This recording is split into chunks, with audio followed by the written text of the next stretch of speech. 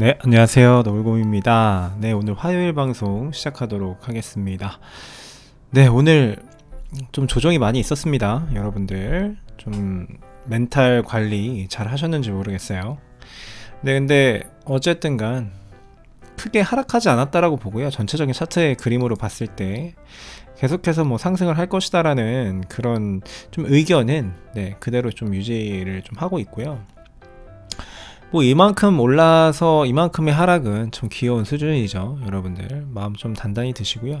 뭐 그렇다고 해가지고 야 메이저 코인이랑 비트코인은 떨어지는데 보면 네가 사지 말라 그랬던 자발트 코인들은 많이 오르지 않느냐 이렇게 말씀하시는데요.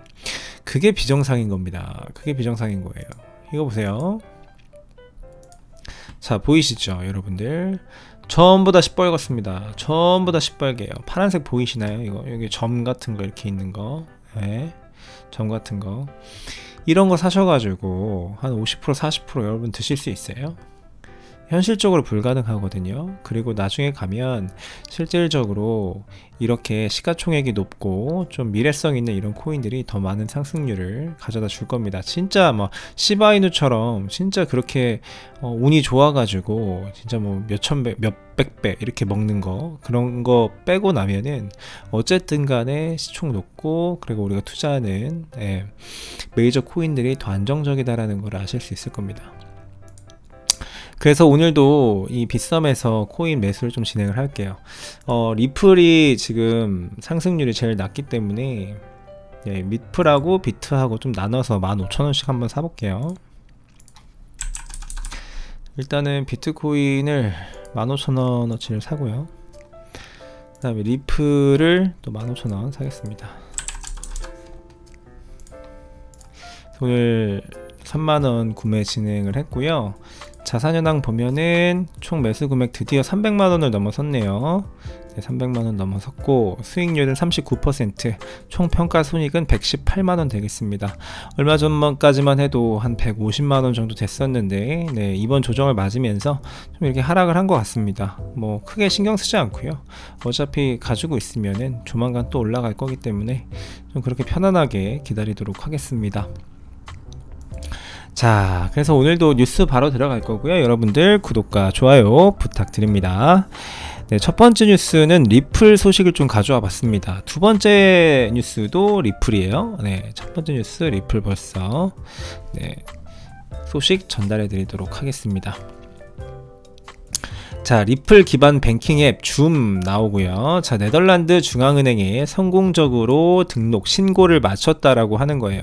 자, 네덜란드 중앙은행이다라고 하는 거는 우리나라로 치면은 한국은행 이렇게 얘기할 수가 있는 거고요. 네, 더 큰 범위로 보면 금융위원회 이렇게 얘기할 수가 있는 겁니다. 그래서 여기에다가 그 줌 어플이 등록이 됐고 XRP 법정 화폐 변환 기능을 제공을 할 수 있다라고 이렇게 뉴스가 나왔습니다. 그러니까 제가 항상 말씀드리잖아요. 리플만큼 이렇게 실용화되고, 그죠? 실질적으로 이렇게 활용되고 있는 암호화폐, 코인 이런 것들이 없다. 리플이 진짜 제일 많이 실생활에 들어와 있다라는 거를 제가 말씀드렸잖아요. 네, 그거의 하나의 선례가 되는 거죠. 보면은 네덜란드 중앙은행에 해당 법인이 성공적으로 등록되었다라고 하는 거고요. 볼까요? 네덜란드 핵심 금융 규제 당국은 XRPL 랩스의 활동이 암호화폐, 법정화폐 거래 분야의 모든 규정을 완전히 준수하고 있음을 확인했다. 그래서 이거를 뭐 등록을 거부할 어떤 건덕지가 없다 이런 얘기죠. 그래서 보면 줌은 규제를 준수하는 최초의 비커스터디얼 암호화폐 서비스 중 하나가 되었다. 그래서 네덜란드 중앙은행 승인으로 XRP 법정화폐 변환 기능을 구현할 예정이다라고 합니다. 그러니까 결국에는 무슨 얘기냐면 이 XRPL, 이 줌 XRPL 자체가 네덜란드의 은행권으로 편입이 된 겁니다. 은행이 된 거예요. 그래서 이 은행에서 금융권이 된 거죠. 이 은행에서 내가 돈을 송금하고 받고 다 할 수 있다라는 겁니다. 이체하고.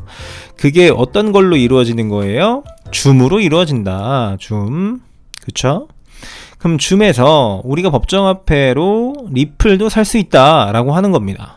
엄청난 호재가 되는 거죠. 물론 뭐 네덜란드에서 이제 처음 이야기가 나오긴 했지만, 네덜란드가 뭐 그렇게 큰 나라는 아니지만 그래도 굉장한 의미 있는 뉴스다라고 말씀드릴 수가 있겠습니다. 다음 뉴스 볼게요. 리플렛 클라우드 서비스 UAE 파키스탄 간 최초의 결제 통로 제공한다라고 합니다. 그래서 보면은 파키스탄 최대 민간은행 중 하나인 뱅크 알팔라는 송금 통로를 열기 위해 아부다비에 본사를 둔 송금 및 외환 회사인 룰루 익스체인지와 제휴했다라고 합니다. 그래서 UAE하고 그리고 파키스탄 간 양국 간의 지불이 리플렛 클라우드 서비스의 도움을 받아 이루어질 것이다 라고 합니다. 그리고 올해 초에는 이미 인도와 이집트로의 송금 경로도 개설을 했다고 하죠. 그래서 제가 이 리플이 다른 암호화폐들에 비해서 실용화가 굉장히 많이 돼 있다, 우리 현실 실생활에 바로 옆에 이미 적용이 되어 있는 경우가 굉장히 많다라는 거를 말씀을 드렸었어요. 근데 그런 내용들이 계속 또 확장돼 가지고 나오고 있는 거죠. 더 많이 사용되고 있다, 여기저기에 또 적용되고 있다, 이거를 지금 이야기하고 있는 겁니다. 좋죠. 근데 가격은 여러분들이 진짜 힘들 거다, 그렇게 말씀을 드립니다. 자, 세 번째 뉴스로 들어갑니다. 자, 크립토퀀트 CEO 우리 주기영 대표가 비트코인 고래가 대규모로 자산을 이동하고 있다라고 이야기를 했어요. 여기서 되게 의미 있는 차트가 나옵니다. 보면 뭐라고 얘기하냐면 2017년 이후에 특이치를 제외하고 내가 본 것 중에 가장 큰 움직임이 일어났는데, 평균 트랜잭션 금액이 5배까지 치솟았다. 그러니까 트랜잭션이 그만큼 짧은 시간 동안에 많이 일어나고 있다라는 거예요. 트랜잭션이. 그러니까 코인을 주고받고 하는 게 트랜잭션이라는 건요, 코인을 주고받고 하는 그 횟수, 이런 것들을 이제 트랜잭션이라고 하는데, 그런 것들이 5배까지 치솟았다는 거죠. 대부분 큰 거래들은 자금 흐름 비율을 보면 거래소에서 나온 것이 아닌가, 이렇게 나온 것이 아닌 것 같다, 이렇게 얘기를 하고 있습니다. 밑에 차트를 보면 차트가 되게 의미가 있어요. 보면은 2017년도 차트입니다. 2017년도 차트 보면 이때가 대상승장이 왔을 때거든요. 2017년도 말에. 그리고 이때가 2018년도 넘어가는 때입니다. 보시면은 여기에 지금 20K 그러니까 2만 달러, 여기가 꼭대기거든요. 2017년도의 최고점입니다. 보면은 최고점을 달성하기 전에 어떻게 돼요? 한 7월달쯤에 어떻게 돼요? 이 트랜잭션의 수가 급격하게 상승하잖아요. 그죠? 그런 차트를 그리고 있습니다. 2017년도에. 그런데 2021년도 지금 현재 차트를 보면은, 지금 2017년도 요때 대상승이 오기 직전에 트랜잭션이 갑자기 급상승했던 것처럼 지금 급상승이 엄청나게 일어나고 있다라는 거예요. 모멘텀이. 자, 그러면서 이 차트를 보면서 이상하다고 느끼시는 분들도 계실 거예요. 자, 이 검정색이 현재 이 비트코인 가격의 차트고요. 파란색이 이 비트코인이 주고받아지는 트랜잭션의 수거든요. 근데 이때랑 이때 이미 차트가 겹쳐 있으니까, 야, 이미 지난 거 아니야? 약간 이렇게 느껴지실 수도 있지만 자세히 보셔야 됩니다. 만약에 이 검정색 지금 현재 비트코인 가격이 75K, 60K가 아니고 6만 달러가 아니고, 진짜 앞으로 만약에 3개월 후에 엄청난 상승을 해가지고 지금 가격보다 한 10배 더 오른다라고 하면, 지금 여기 검정색 차트는 지금 상대적으로 어떻게 되겠어요? 더 낮아지죠. 왜냐하면 여기 세로축 있잖아요. 지금 75K까지밖에 안 나와 있지만 이게 어떻게 돼요? 나중에는 쫙 올라가서 100K, 200K 이렇게 표시가 되게 되면, 200K가 만약에 맨 위에 있다라고 하면 이 검정색 차트는 저 밑으로 내려가겠죠. 그렇죠? 여기 맨 꼭대기가 200K라고 하면, 그렇게 되면 이때랑 차트가 똑같아지는 거예요. 2017년도하고. 그래서 이 트랜잭션 수가 급격하게 지금처럼 상승하는 거는 조만간 대상승이 있을 수도 있을 것이다, 이렇게 분석을 하는 분들도 있습니다. 일단 이거는 정보 삼아서 전달해드리고요. 다음 뉴스입니다. 자, 채굴기업 마라톤 비트코인과 채굴기 매입을 위해서 5억 달러 규모의 선순위 전환사채 발행을 계획하고 있다 라고 이야기를 하고 있습니다. 이 마라톤이라는 기업은 제가 제 영상에서 몇 번 다뤄드렸고, 그 다음에 채굴기업들 몇 개 유명한 거 몇 개 얘기를 해드리긴 했었죠. 그런데 제가 이야기를 해드린 것 중에 어떤 내용이 있었냐 하면, 이 채굴 업체들이 보통 채굴 사업을 계속 유지를 하고 유지비를 계속 지출을 하기 위해서는 그동안 채굴한 비트코인을 매도를 하고 그거에 대한 차익으로 어떤 뭐 유지비도 내고 뭐 인건비도 내고 뭐 그렇게 해야 되는 게 맞는 건데, 여러 채굴 업체들이 지금 채굴한 코인을 매도하는 게 아니라 그 코인을 담보로 돈을 빌려가지고 유지비를 지금 내고 있다, 이런 뉴스를 제가 몇 번 말씀을 드린 적이 있었죠. 근데 이런 채굴 업체들이 지금 뭘 하고 있어요? 뭘 하고 있냐면, 지금 비트코인 가지고 있는 거를 판매하는 게 아니라 선순위 전환사채에 발행을 해서 약 5,897억 원을 조달을 해가지고 채굴기를 살 거다라고 하는 겁니다.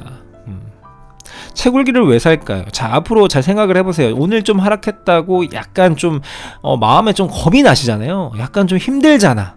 이제 진짜 비트코인 갑자기 뭐 떡락장 와가지고 나 돈 다 잃는 거 아니야? 이러면서 좀 불안하시잖아요. 자, 그럼 이런 걸 보시라고요. 이런 걸 보세요. 자, 마라톤은 조달 자금을 비트코인 또는 비트코인 채굴기 획득을 포함한 목적으로 사용하는 것을 목표로 한다. 지금 다른 이 기업들이나 돈 많은 사람들은 지금 어떻게 하고 있어요? 비트코인 채굴기를 사가지고 비트코인을 더 채굴을 하려고 하고 있다. 이런 거를 보시면 된다, 그렇게 말씀드리는 거고, 보면은 다른 채굴 기업도 마찬가지입니다. 다 마라톤뿐만 아니라 라이엇, 비트팜스, 허트8, 그리고 아르고 같은 북미 비트코인 채굴 회사들은 모두 자본 지출을 위해 비트코인을 처분하는 대신에 처분하지 않고 그들이 채굴한 거의 모든 비트코인을 호들링하는 전략을 채택했다. 호들링은 뭐예요? 홀딩하겠다. 홀딩. 그쵸, 여러분들. 제가 말씀드렸어요. 모든 암호화폐에서 소식이 가장 빠른 사업 업체, 이런 데가 바로 채굴 시장입니다. 채굴 시장 말씀을 드리고요. 다음 뉴스 간단한 겁니다. 자, 인투더블록 데이터에서 6만 달러 이상에서 210만 개의 주소가 127만 비트코인을 매수했다라고 해요. 210만 개의 주소, 엄청나지 않나요? 정말 많은 주소가 비트코인을 매수를 계속하고 있다라는 거예요. 6만 달러 이상에서. 이 사람들은 지금 뭐 6만 달러 초창기에 샀으면 한 본전 정도 하고 있을 겁니다. 그러면서 강력한 저항을 지금 하락하면서 저항선을 지금 만났다라는 거고요. 그리고 만약에 그 6만 달러 밑으로 깨져가지고 내려가면 57,400달러로 지지선을 작용하여 리테스트가 일어날 거다, 이렇게 분석이 나왔습니다. 그렇다라는 거고요. 자, 다음 뉴스입니다.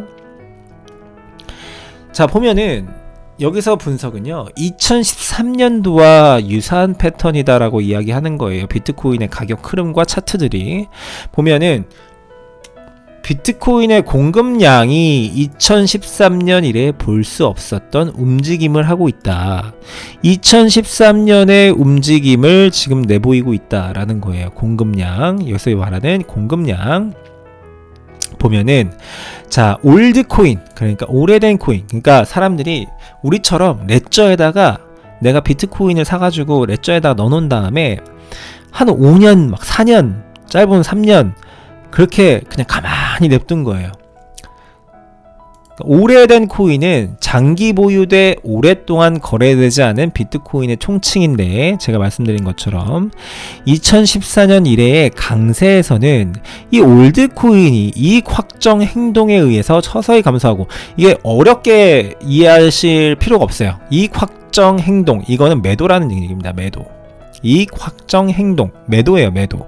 그러니까 이게 무슨 얘기냐면, 장기적으로 내가 한 3, 4년 가지고 있었어. 한 5년 가지고 있었는데 이제 오를 만큼 오른 것 같아 라고 하면 이 장기 보유하는 이 코인의 개수가 시장으로 풀리는 거죠. 매도를 하고 수익을 내고 시장에서 나가니까요.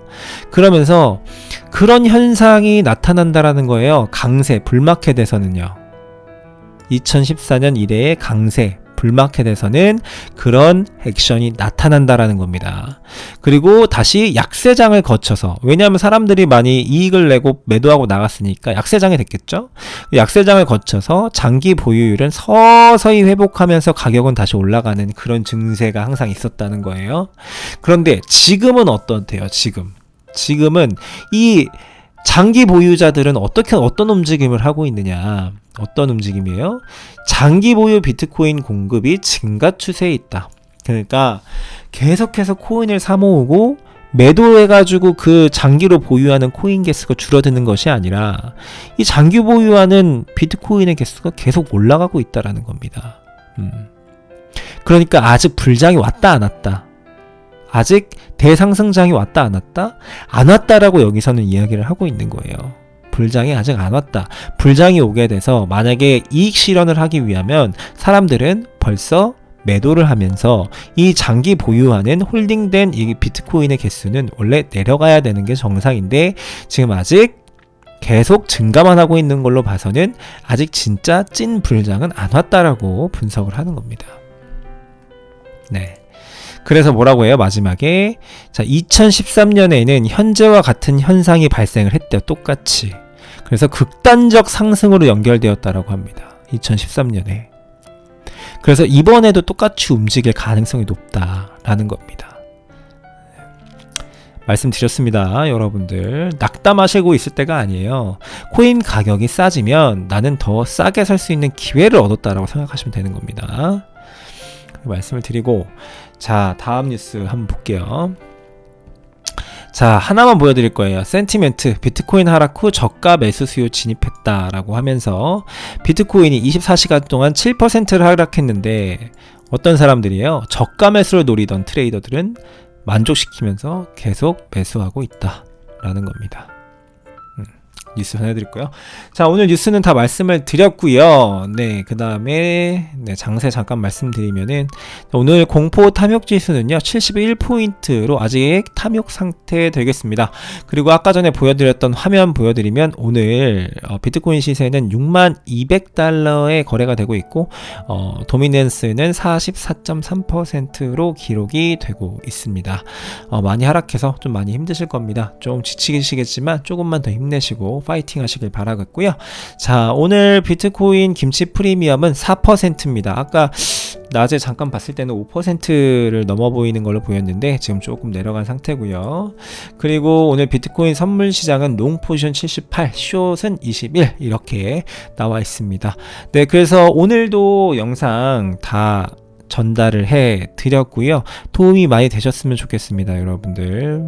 네, 너무 코인 가격에 내 인생을 그렇게 시간을 허비하면서 또 울상을 지었다가 또 웃었다가 뭐 할 필요는 없는 것 같습니다. 여러분들 가만히 기다리면 언젠가는 수익을 안겨줄 거라고 전 믿고 있고요. 여러분들도 편안하게 마음 먹으시고요. 편안한 저녁 되시길 바랍니다. 네, 시청해 주셔서 대단히 감사합니다. 고맙습니다.